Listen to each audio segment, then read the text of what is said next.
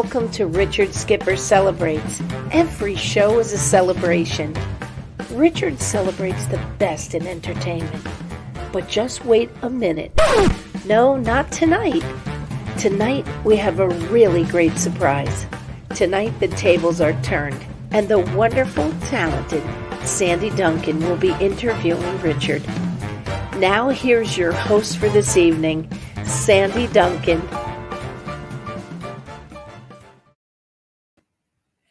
I am really delighted to be here. We did a few, interviews. Was it about 3 weeks ago, 4 weeks ago? And I, in passing, this is how this got started, said, I just like you so much. You're the kindest, you're the on and on like that. And I really meant it. And I said, I'd love to interview you. And Richard goes, okay, you want to do that? Let's do that. And suddenly I went, oh my God, he's done like 1,000 or over 1,000 interviews. So I'm up against a master, but he's a kind one and we're going to have a good time. I have a question. Is Richard supposed to talk anywhere here? Richard, you are amazing. I'll sit on a flagpole, whatever's the rage. Just taking my fudgy on the front page and just get my navy lights. God bless you and the work that you do.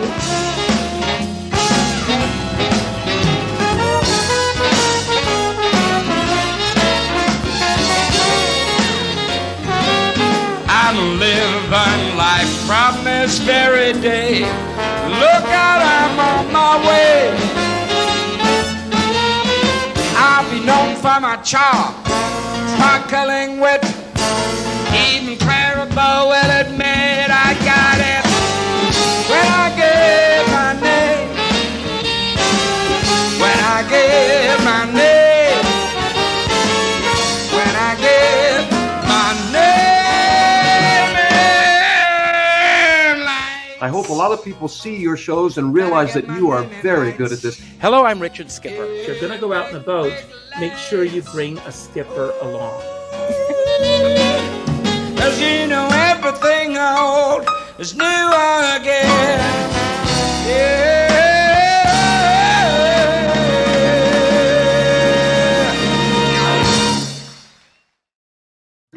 And here we are. That was you singing, right?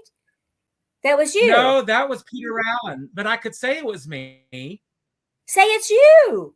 You sounded great. It's me. That was me as Peter Allen. Yeah, there you go. So what I'm going to do is Richard, don't get upset. Yes. But Yes. I'm going to have to run this evening. Don't you feel responsibility? Because I have so many questions to ask you and get started with your beginning and go. So go ahead and say what you have to say. And then you just have to answer. Okay, go. Okay. I'm going to sit back and let you take charge. Okay. All right. First, I want to get, because a lot of your fans, I'm sure, know this already. It's material they've heard, but I haven't heard it all. And a lot of people haven't. I just want to get your roots going first and how it started, because I'm from the South, a little town like you, and how we get out of those places and onto our lives in this business is mind blowing. Like, I don't know, you were tiny probably when you decided you wanted to do this. What suddenly came into your heart living in that town and going to school with football players and people that like guns? Suddenly you went, I'm going to go to show business and I love it. What happened? What did you just say to yourself one day? Well, I am a product of 1960s and 70s television. I watched variety shows. Those were that was the world of show business that I wanted to be a part of. And you and I both know that by the time I got to New York, that type of show business no longer existed. But that still was what I wanted to be a part of. I grew up a result of 1960s and 70s television when there were, thank God, only 3 networks. And those 3 networks vied for the largest demographic. So those networks were trying to get those from my generation, my parents' generation, and my grandparents' generation sitting around the TV together. And as a result, I grew up knowing who those entertainers were from my parents' generation and my grandparents' generation. Now, remember, this is the 1960s, and vaudeville had only ended about 45, 50 years prior to this. So I grew up knowing who Carol Channing was, and who George Burns was, and who Sophie Tucker was, and all these great entertainers that we would still see on the Ed Sullivan Show and the Carol Burnett Show, thank God. And when I saw these people going out there and getting laughs and doing all these things, that was what I had to be a part of. So what I would do is I would, with a little tape recorder, I would sit in front of my TV set, and I would have my little cassette tape recorder, and I would record everything I would see and hear on the TV. And then I would memorize what I hear on the tape recorders. And I would play it over and over and over again, much to the consternation of my family. Some of them may be watching right now. And I would go to school on Mondays, and I would show up on the front steps of Conway High School in my hometown, where all the football players were watching and everything. And I would come out and I would imitate everything I saw on TV over the previous week. I would give a Reader's Digest version of Saturday Night Live, Carol Burnett, and everything else that I saw on television. And Wilson, Harry Como. Everything. Yeah. Sandy Duncan. I That would was do my everything. era. Okay, that's enough of that. Yes. I mean, really, that was my era. No, you're right.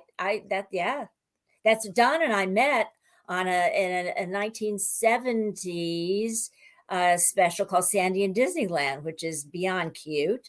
So I know what you're talking about. And all those shows, you would show up as a guest of those shows, and eventually you get your own special because everybody got one that was a name at all. They go, here, do a variety show special. And then you're right. When you got there, it had dried up. So you decided to go to New York anyway.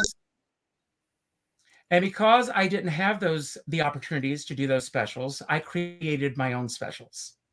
And so when I discovered, this little theater company in my hometown called the Theater of the Republic, and I auditioned for them and started performing for them in 1974. And I started doing local theater with them. And then and this is all part of a one-man show that I created called The Magic of Believing, because there's a great book called The Magic of Believing by Claude Imbril. And I was reading this book, which tells you a little bit about the kind of kid I was, but I was reading this book on August 5th of 1974. And I read this sentence, and it said, set your mind on a goal like a homing pigeon and go after it with dogged determination. And I underlined that sentence, and I closed the book, and I went in and I said to my mom and dad, 5 years from today, I'm going to New York. And they both laughed at me, as did everyone else. But every year on that date, I would announce to my family and to everyone who was listening, 5 years from today, I'm going to New York. 4 years from today, I'm going to New York. 3 years from today, I'm going to New York, and so on. And on August 5th, 1979, with $500 in my pocket, I arrived in New York City. And you know that we're going to have a lot of little just missed it's between you and me. On August 10th of the same year, 1979, I started previews on Broadway of Peter Pan. 5 days after you arrived there. I did. So you got there, you got an apartment. I'm sorry. I did. And it was right after that I saw you in Peter Pan. And I remember being at the Minskoff. I went into audition for, believe it or not, George Abbott was holding auditions for Big Deal. And I actually saw you in the hallway because they were holding auditions for the kids.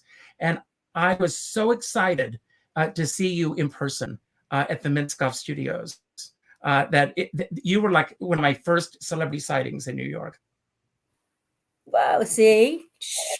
You're going to see So, there are several places that you and I cross paths. But I want to I want to yes. show, because your sister kindly, I don't know if you know this, because I said I'd like some pictures, So these are like pictures like we used to take in the old days. So I hope people can see them. I mean, they're not like our kids snapping pictures of everything you do and they're clear. This is a picture of your mom and you, and I assume this may be your teddy bear that you loved. Let's see. I don't even know if you. Okay. Oh, how Can you see did you get these?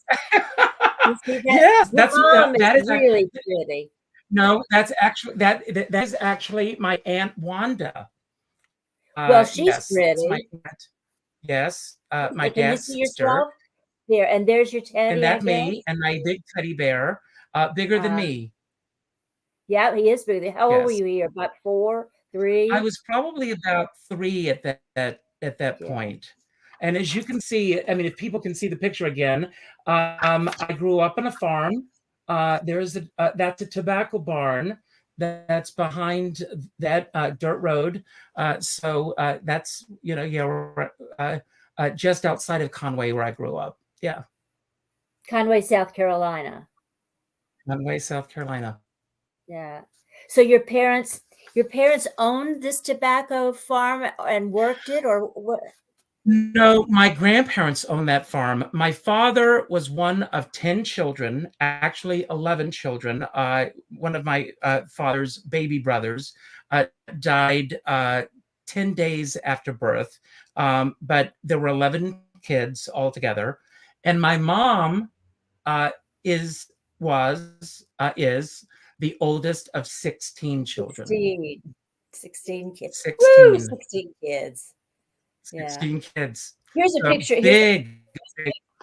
So it was your grandparents who owned the tobacco farm. And this is a picture of That's your right. dad and you running a That's my train. Do you remember father this and picture? I with my yes, of course. That was my father and I. That's one of my favorite pictures of my dad and myself. That's at my grandparents' home. I still remember those fiberglass curtains. Do you remember fiberglass curtains? Yes, I do. Everybody had them then. Christmas, Pretty, yes. pretty, With my pretty, aren't dad. they? He's very good Yes. looking. He is very good Yes. looking. Do you look like your dad? Yes. It's hard to tell I this look at my picture. father. And the older I get, as I look in the mirror, I see my father looking back at me. You're adorable in that. And there's a picture of your So, family, and every one of you, I assume this is the 4 siblings you have. It's 3 sisters and a brother. Is I that have one right? sister and 2 brothers. I'm the oldest. Well, then you'll have to say who these people are, because I don't think they're all Okay.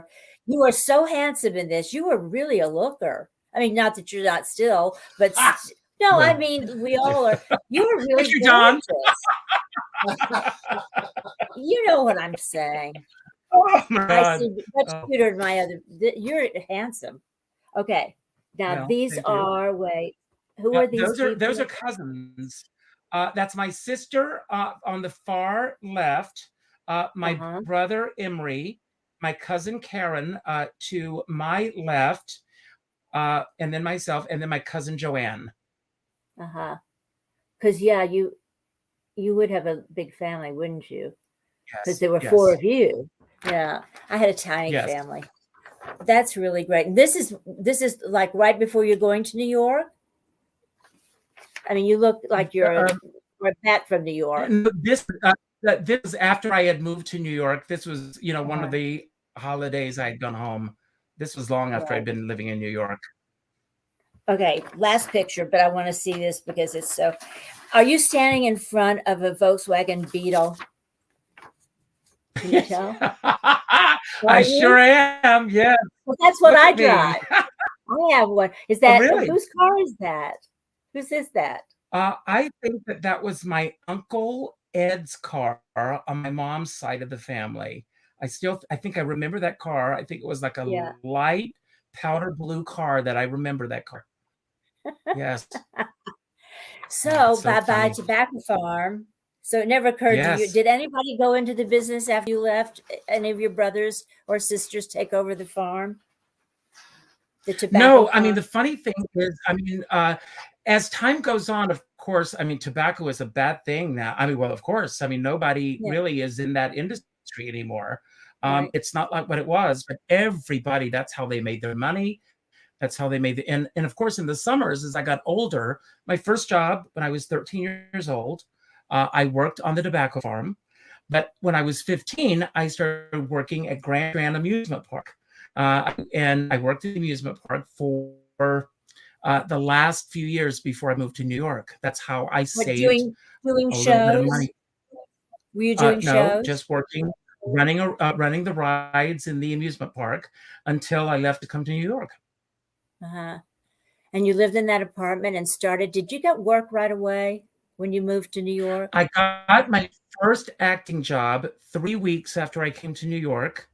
And I got my first paying job, survival job, my first full day in New York. I arrived on the 5th, and I got a job as a messenger for $6 an hour the first day that I was in New York. I Wow. arrived on a Sunday, and I got a job on Monday. So you're paying your bills and auditioning. That's what your life was then. Right. And so what Going to got, HB because Studios. yeah. Oh, you went to class there? I went to Oh, that's HB. I studied with I studied with Bill Hickey, Yeah. and I wanted to study. This is an interesting story. I wanted to study with Stephen Strimpell. Did you know him? Did you know anything about him? Because when I was because I wanted to go into the theater, and I was a straight A student in school, my teachers, if there were any theater companies that came through the school for assembly, as they called them, my teachers would let me out of class. So I would leave class and I would go backstage and I would go, I'm going to go to New York. Who should I study with? And the name that kept coming up was Stephen Strimpell. So I came to New York and I immediately went to HB Studios, and there was a waiting list. And the waiting list was 6 months, and I wanted to get started right away. So when I went to HB Studios, they said, well, why don't you study with Barbara Coggan? Because she has the same technique that he has. She was doing Gemini on Broadway at the time. So I signed up for Barbara's class. And the next morning, after I signed up for a class, I got a phone call from HB Studios. And they says, we're sorry to tell you, but Barbara died last night. The morning after I signed up for her class. And that was like, I was off and running. That was right after I got, so of course that didn't happen. Steve Strimpell, I didn't study with him. So I got into Bill Hickey's class, and then I started, auditioning and getting work, and and started doing summer stock, and things started happening for me. So you would that's what I did. I did summer stock when I got to New York at first, and you'd go around to all these companies. It doesn't exist for kids anymore to get training, summer stock. No. There's and it was a nowhere for very them to different train. time.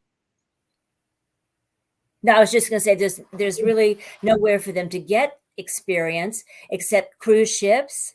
They still do shows there. They just don't have the places to work and train like we did. And there were all these showcases in New York. Yes, I'm sorry? a lot and industrial shows. Industrials, showcases, everything. There were so many opportunities. I can't even imagine, first of all, what it's like for kids to come to New York. And and what is expected of these kids at such a high level. It's mind-boggling. Of athleticism. They're very athletic, vocally and physically. And the other thing, did we talk about this? I don't think so. A young person who I don't know if I've worked with her, but she was saying when you go to auditions now, one of the first things they ask you is is it Instagram, Don? Instagram followers. Instagram followers. I wouldn't even know what the hell that is. So everyone, it's very important that you become my followers. Important. So it's important. Yes. That's right. So during all that, though, somewhere it got into your head, apparently, because I've read a lot of stuff about you, that you were going to put on a costume and go somewhere as Carol Channing. I mean, how did that whole thing enter your head to do? Well, it didn't really occur to me that I was going to do that because, as a matter of fact, there was an article that came out about this. I did it reluctantly, and I did it for 20 years. I made a very good living at it. I performed it. I headlined in Vegas and Atlantic City and everywhere else. And I was very good at it. The greatest thing that came out of it was my relationship with Carol Channing. And that was the greatest gift. But and this may come as a huge surprise to everyone who's watching, I regret that I spent 20 years doing it. Because there are people now who think that's all that I can do. And it's a stigma that I still live with. It's still trying to get from underneath that shadow of it. I could mimic, as I mentioned earlier, I would hear her voice. I was able to imitate her voice, and I would get up and sing without the costume at parties. And when she came to Broadway in the last revival of Dolly, a friend of mine called me up and said, you should do a show about Carol Channing. And I said, I don't think that I want to do this. And he said, if you don't do it, you'll be making the biggest mistake of your life because you are so good at this. And I said, well, what if she doesn't like it? And, and all of those things. And then I got the opportunity to perform the show as Carol. Let me see if here. This is a photograph. I'll show these. Show and tell. This is a photograph of me performing as Carol the night. There we are. Oh, wow. That's the first. Oh, yeah. That's the first night. That's the first night that she saw me perform as Carol. And she said it was the greatest. And of course, we became very dear friends. I stayed at her home. This photograph was taken in her home in Palm Springs many years later. But so I went to, she was performing as part of the Gayman's Course, was doing a tribute to Jerry Herman. And I went in dressed as Carol because a friend of mine dared me to do it. And I performed for her and brought the house down. And I opened my show at Don't Tell Mama on 46th Street. As a result of that show, I got booked in Atlantic City, and that opened those doors. And then I did 3 long-running shows in Atlantic City. And every time I said, okay, I've had enough of this, I'm moving on, I would get another booking. Right. And the bookings were coming along, and it was one booking after the next. And I was making a living at this. And when you're making a living in this business, and hard to walk away. It's hard to walk away from it. And but everyone, there's more to me than Carol Channing, obviously. And even Carol Channing, I have a poster on the wall here where Carol said, Richard, I love the fact that you can do this. I love the fact that you can do this so wonderfully, but no one knows who you are because you are hidden by this persona. And that is the huge shame of this. And I'm still, this many years later, it's been 11 years, Sandy, since I last appeared as Carol. And that's still the way and it's still there. I was good at it, so that right. Well, that's the problem. I mean, I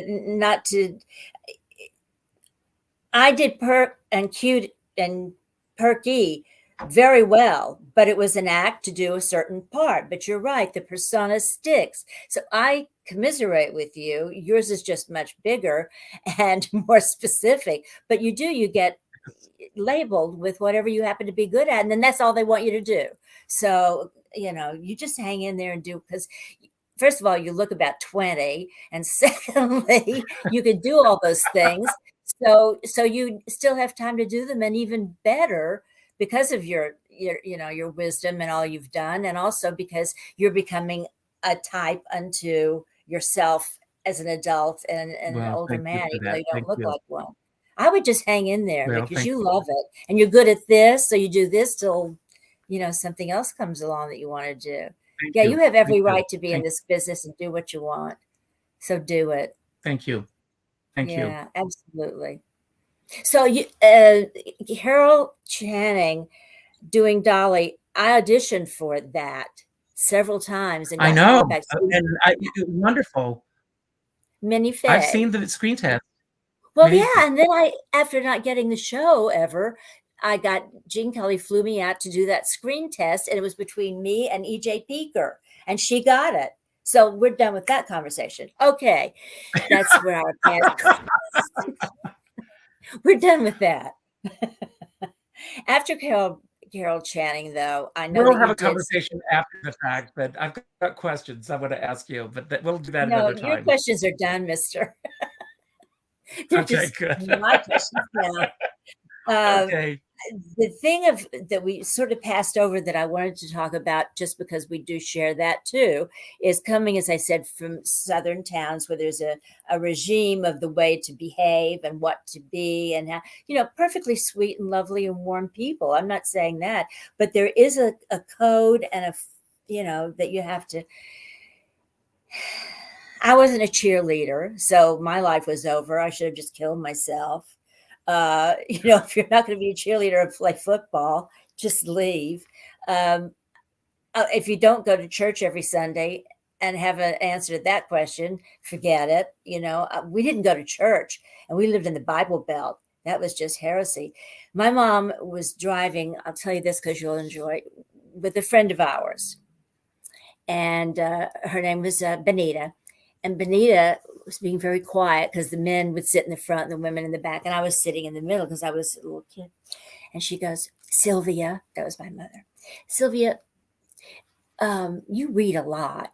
What is it exactly that homosexuals do?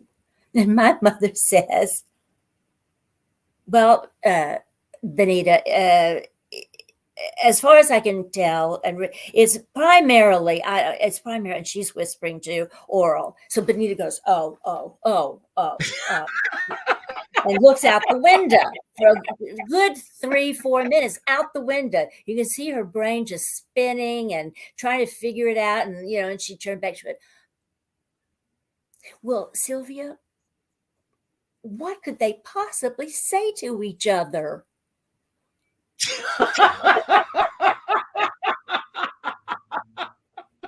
I'm with her.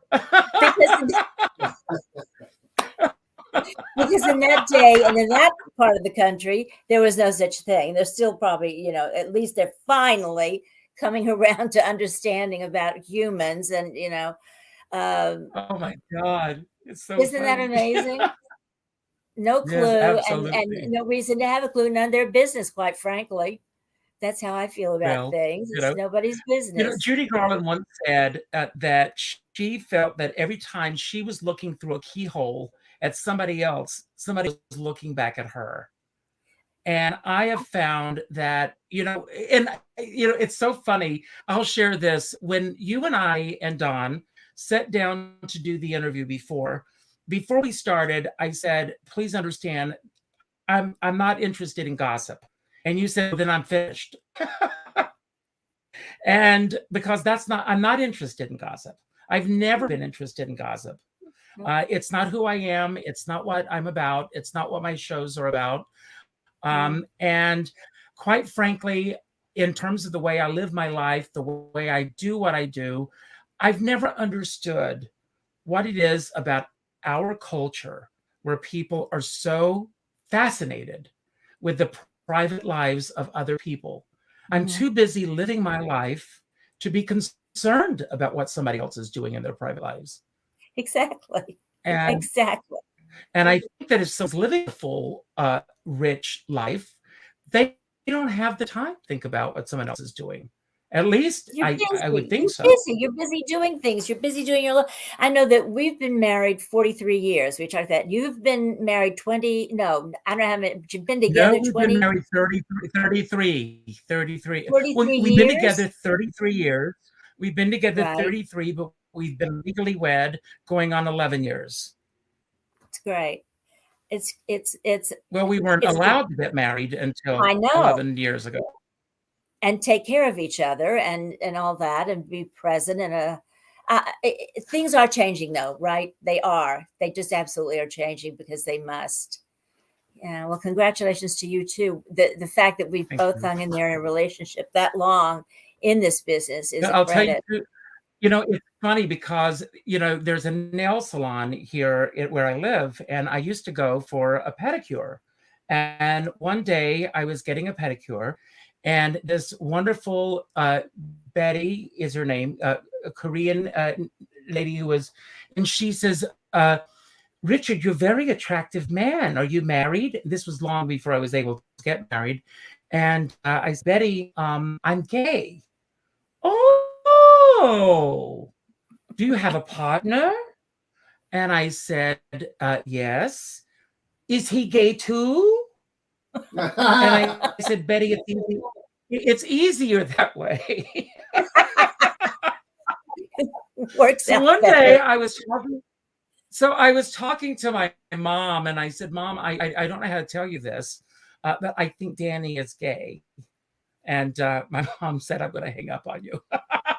But my parents love Danny. It's never been an issue on either side of our family. When I Yeah. hear of stories where families want to disown their children Yeah. or all of these things, I have friends who are watching. We had a dear friend who, at the very end of her life, she was afraid that her family was going to find out that she was gay. At the end of her life, as she was dying. And how sad that as we go through life, I'm reading, I don't know if you know Brene Brown, who I'm a huge Yes. fan of. I love her books. I'm reading her book now, Atlas of the Heart, which I talk about a lot.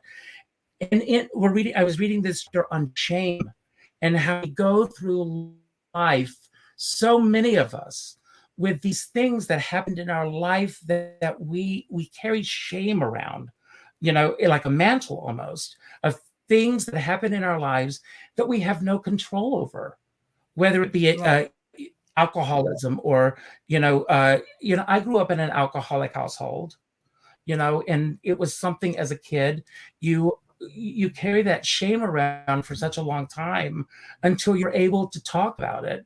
And there's so many things that people are afraid to talk about in their lives. And until you own it, you are not a free person on it. You have to own whatever it is that you're carrying around with you. And why do you think people don't own it? Just besides the shame, what do they think is going to happen to them? I guess just that people will disapprove and not want to be their friend and disown them. And I mean, what keeps people from being? I pretty much say everything about myself, which I know you do. Yes, well, but don't you? Don't you think if you say it first, you own it before someone else does? Oh, I walk into a room and immediately go, I have this big zit. I know, I have to let everybody know that I know what they're looking at, and it's a zit, and that's what I have today to shoot this scene. Because I figure if I, right, declutter the area first, then nobody else will. So I most likely will say whatever's going on in my life. Very few secrets do I have. He's not saying anything. I guess it's true. Is he nodding or shaking his head? He's reading a book, I think. No, he's not. Okay, he's kind of going like that. Oh, he's going like this. I'll call you, Richard. Okay, we'll talk later. We do have to get together. Richard, we have to get together for dinner. I would love that. And I'll make a pot roast. A pot roast. Okay.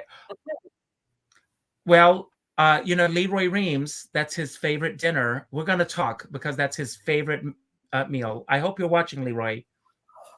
Unless he's out at the theater tonight. You're a fan of Leslie Ann Warren's because I'm going to real quick read this. Real quick. It won't take long. 4 Mac Awards, Bistro Award, Top of the Century Premier Cabaret Acts, Top 10 Cabaret Performers. You raise money for arts and education. And your mentor was Florence. How do you say her last name? Florence. Florence Theodora Epps. And she was your mentor Epps. back in Georgia. She was my mentor. Here is her photograph. I've shared this before. There she is, right there. Yes, that's her. And Miss Epps was notorious in our hometown. She was the first woman in the 1920s to have her hair bobbed, which was a very racy thing to do. Very. She ordered her husband through a mail order catalog. And when he arrived, she was out of town, and her sister met him and married him. And so she lived next door to her sister, and she never spoke to her again. She was friends with Edward Everett Horton. Do you remember the character actor? Yes, she was friends of the Gish sisters. She opened this theater company in the Theater of the Republic, where I got started. She was the founder of this theater company. She had this little playhouse in her backyard, and she took me under her wing, and she instilled in me, and this, everyone, in the days before Google and everything. I sent you what my sister wrote, if you got a chance to see this, about going to the library and all the books that I would take out of the library, because she would say, we would be reading, and let's say that I'm reading, and she would say, okay, what is Sandy Duncan known for? And if I didn't know, she would close the book and she would say, okay, I'll see you next week. And when you come back, you know who she is and what she's known for. And I would have to come back, and she would quiz me. And she said to me, when you walk on stage, and I feel this when I sit down in this chair to do the show every time, when you walk out on that stage, you know who these people are, and you know where they came from and how they got to where they are, because you are carrying the mantle of every great artist that's ever come before you. And it amazes me how many people are in this business who don't know who came before them. Yeah.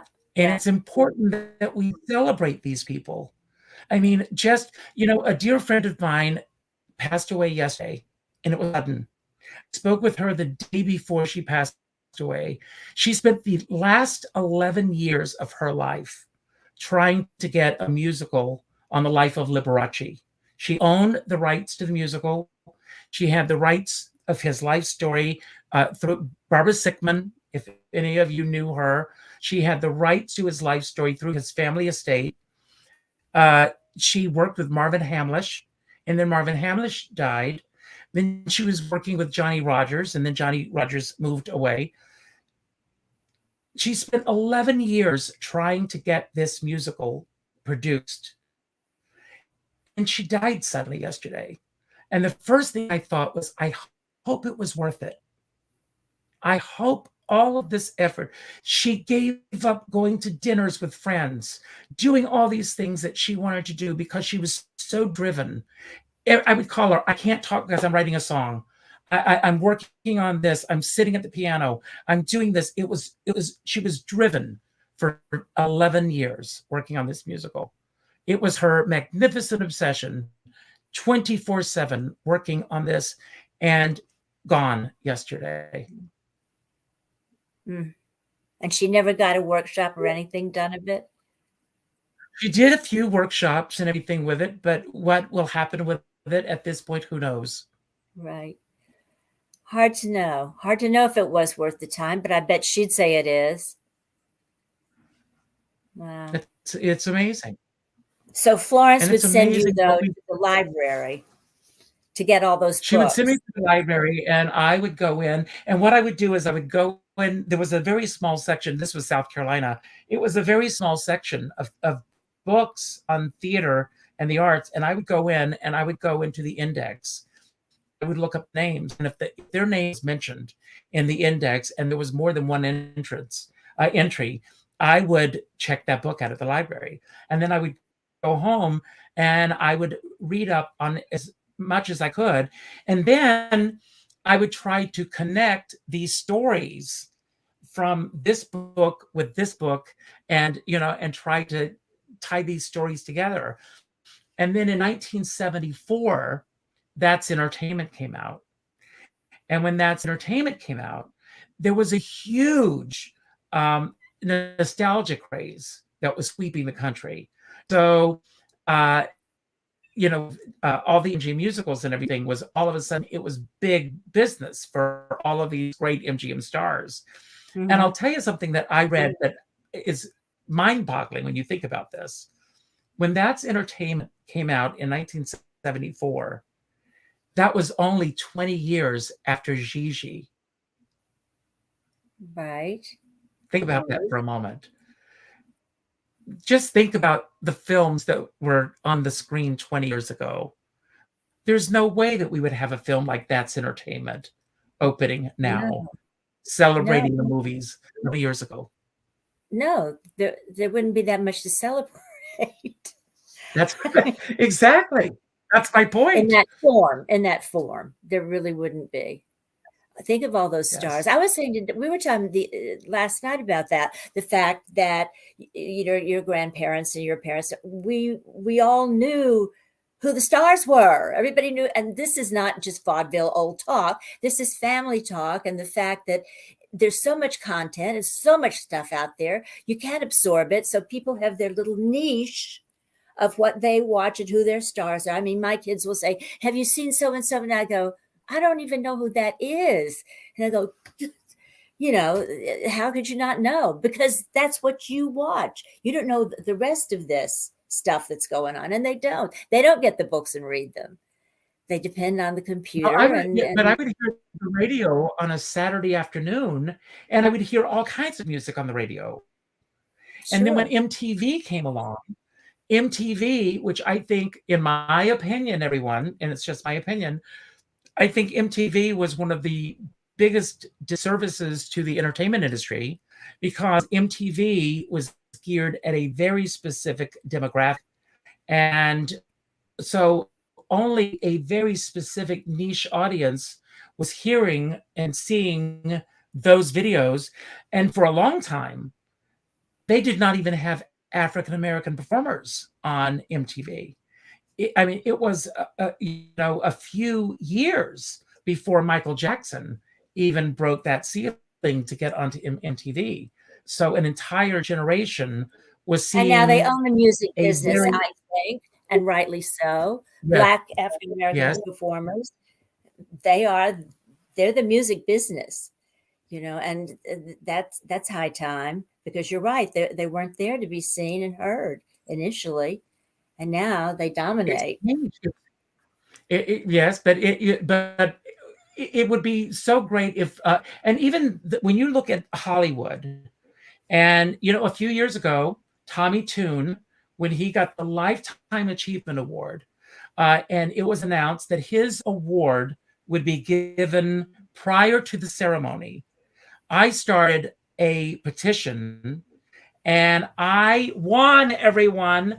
Yes, they you did. Presented his award.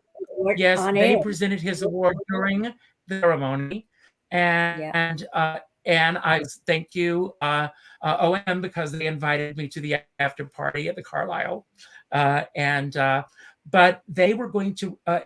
What is it about a lifetime of achievement in our industry, whether it be film, television, or the theater, that it's relegated to being presented off camera?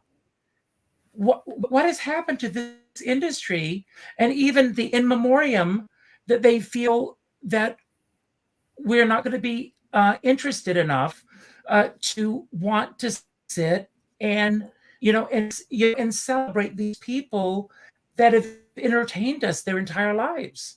Doesn't make them money. I don't know, but you're getting a statue somewhere in Times Square. I'm gonna head that up. You're such a supporter of everybody. You're such a good soul about it that it resonates. It resonates from person to person. I mean, anybody you mention you to, they go, "Oh God, he's the nicest guy. He's so talented." I mean, people have such a high regard for you. And I thought I had met you somewhere. Did I meet you somewhere? I don't think I ever did. We've met through Dancers Over 40. And then one night that we kept running into each other. We ran into each other 3 times in one night when we went to see Fiddler on the Roof with Danny Burston. And I don't, for some reason, we kept running into each other over and over and over in the same evening. Would we It was talk or just, just it was see each as if other? we were talking to each other. We would just go, hi, hi, Sandy, hi, Richard. It was Right, that one of right. those Because things. when I met, the thing that I thought he looks like somebody I know or somebody I've been with, but I haven't. I've just in passing said. We Yeah, would yeah. Josh Ellis's reading that day, the thing that he does, his evening that he would do. Were you there that Yes. afternoon? I think we sat close to each other, and I kept looking No, at but I you. have heard that Josh Ellis, who I know is watching tonight, I have heard your their answering machine, your calls from which I love, by the way. But you have to see his show to see it or to hear it. What? It's another side to Sandy Duncan. That's all I'm saying. You've heard it. Oh, okay. I'll ask to see that. Leslie Yeah. Ann Warren. What is it? No, wait. Yeah. That's over here because I couldn't understand what this was. It says, "All right, you were the winner of the Turner Movie Classic Film Festival competition." Now, what is that? They were holding a competition, and I sent a screen test in, and I won. And I went out to Hollywood, and I presented Jezebel, Betty Davis, Henry Fonda, at the Turner Classic Movie Film Festival at Grauman's Chinese Theater. Wow. What year was that? Now, no one can replace Robert Osborne. No one. But anyone out there who's listening, I want to step into those shoes. That's where I want to be. Is it? Well, then do that thing where you visualize a goal and you'll get it. Visualizing it. I'm visualizing right now that I'm going to win the Publishers, what's it called? Publishers Clearinghouse Award. I'm going to win all that money. That's what my things. And that's a pretty big deal that you got that. Yeah. I mean, that's yes. Well, maybe you will get I had that great job time. then. All right. Yes. Rogers, so, and this is what I did not watching. understand. Rodgers and Hammerstein's Cinderella DVD release with, what does that mean that you did with Leslie? I mean, what did you released it? You directed it? What does that mean? No, well, you know Doug Dinoff, don't you? No. Do you know I don't Doug know Dinoff? anybody. Okay, well, Doug Dinoff was working for Shout, and when they were they restored Rodgers and Hammerstein's Cinderella with Leslie Ann Warren. I grew up watching that television special from 1965. It was shown from 1965 until 1972 or 3, I think it was. And I was obsessed with Leslie Ann Warren. I was in love with her. Every year that special would come on, and I wanted to, I was just in love with her. And then when I came to New York, because this is the kid I was, I found Celeste home in the White Pages. I called her up. We eventually became very, very good friends. My husband, Dan, who you will be meeting, Dan and Celeste shared a birthday. We spent many birthdays together over the years. But when the restored version came out, Doug told me about it. And I said, if you do anything in New York with that version, I want to be the one to interview her on stage. And he said, if it happens, you'll be the person. And I was coming from Malibu. Wait. Yes. So what does Dan do that he would be connected with the release of that? He has nothing to do with it. He's just married to me. I'm just saying that he and Celeste Holm share a birthday. And Celeste Holm was a fairy godmother in Cinderella.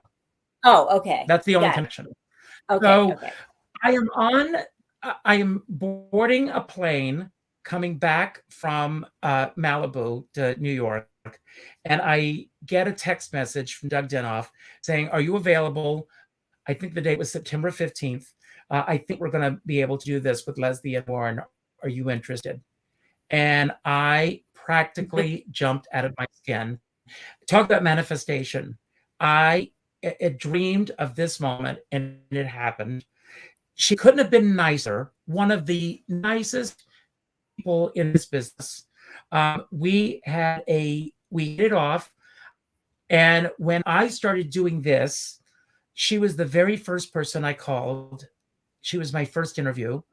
At that time, I was just doing an audio interview. And I did an interview with her last year, which we did on camera. And she is, I mean, every time I've reached out to her, she said yes to me. She is just the nicest, one of the nicest people. Like you, Sandy. She is just genuine in this business. No, I don't think so. I don't find her genuine at all. I was 14 years old, and I went to see 110 in the Shade. And I sat there green with jealousy because I'd come up from Texas to see this show. And that girl was up there performing the way I wanted to perform, which was not nice.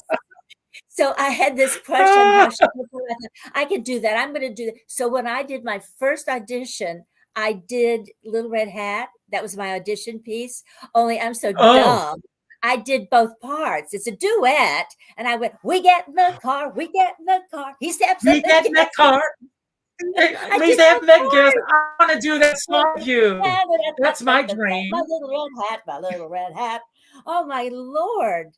See, our paths cross again. We're both in love with Leslie Ann Warren. My first Broadway show. Oh, I love Leslie. Yeah, she's lovely. She's lovely on stage. I don't know her, but anyway. All right, there's somebody else that you did that I will for. say this. I mean, she's absolutely been wonderful to me. All right. She's wonderful to me too. She gave me an audition piece. I never got a job with it, but I was sure good in it.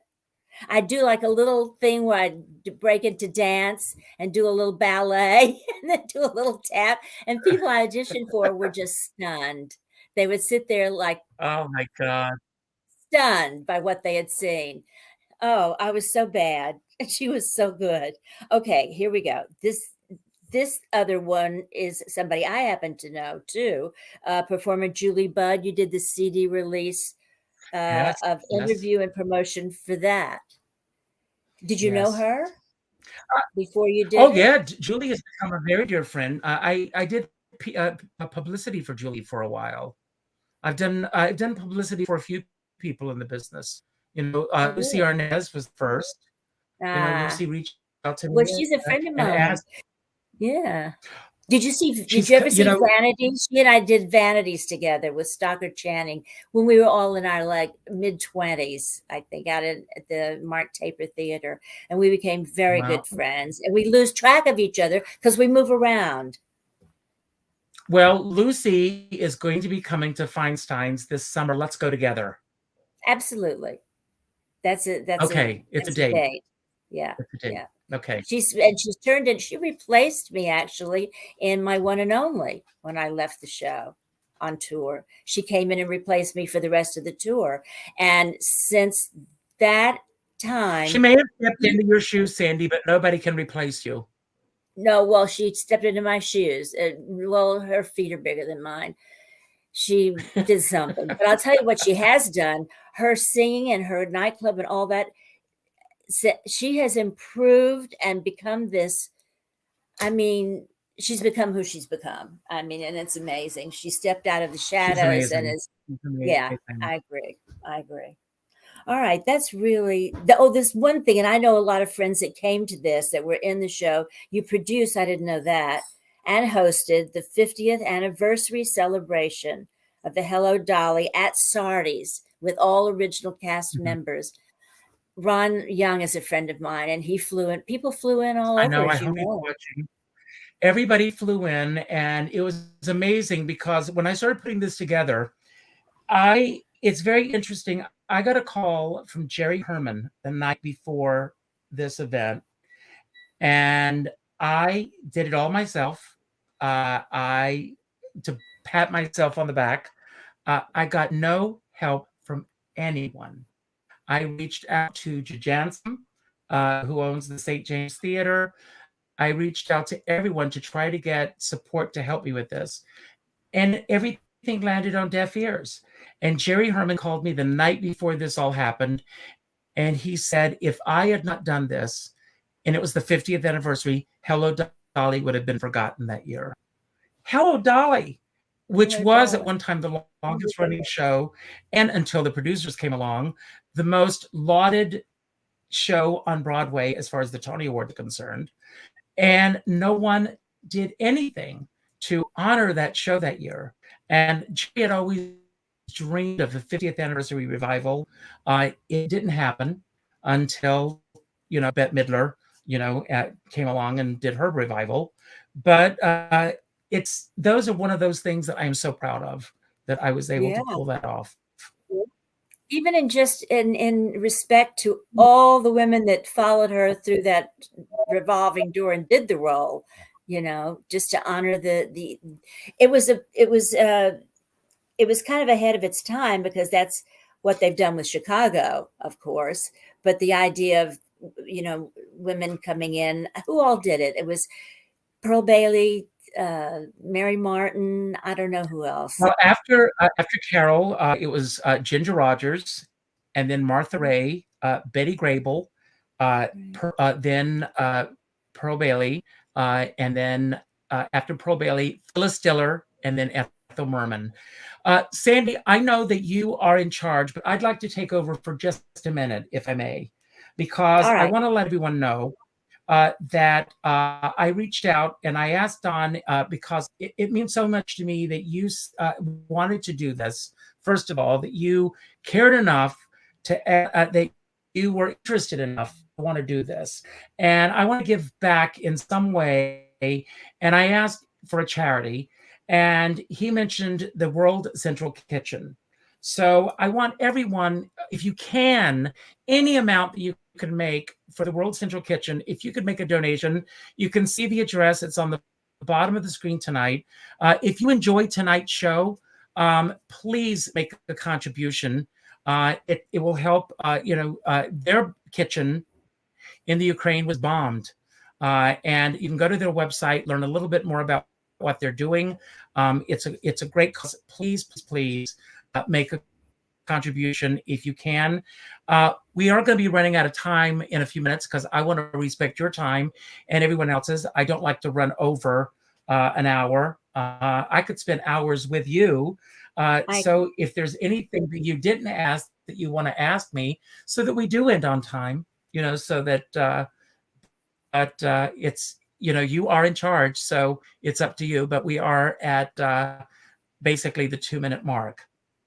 Okay, just for 2 minutes, say something of what. Thank you for endorsing the charity.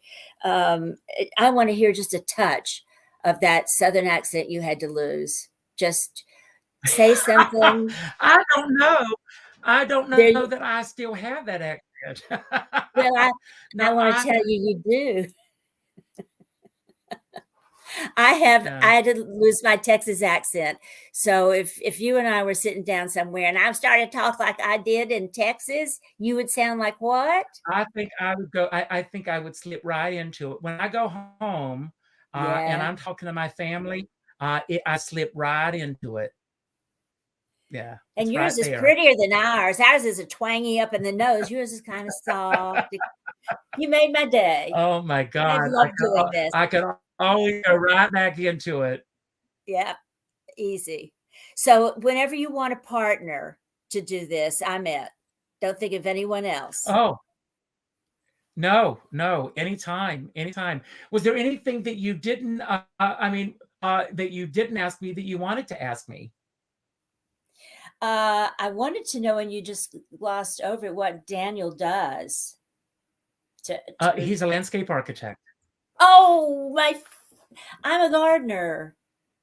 Gotta come up. We'll come up. He's watching. He's at his cousin's tonight watching, because we have a little Maltese, and he's there watching at his cousin's tonight. So they're having a big viewing party tonight. There's a whole group of them watching tonight. I might take him away from you. I need a landscape artist. He's great at it. He's one of the best. I bet. Well, you're one of the best, and I appreciate the time being with you and why everybody's crazy about you. It's clear why. Well, I love you. I have been a fan of yours since, and I can't say this about too many people. There are not too many people who actually flew over my head, but you did. Yes. And thank Don for letting me have you for an hour tonight. Anytime. I'm going to say good night. I love you. Mwah. Love you too. We're going to have that Thank you. dinner. Okay. Good night. Hot roast. Good night, everybody. Thank you for being here. Good night. Good night.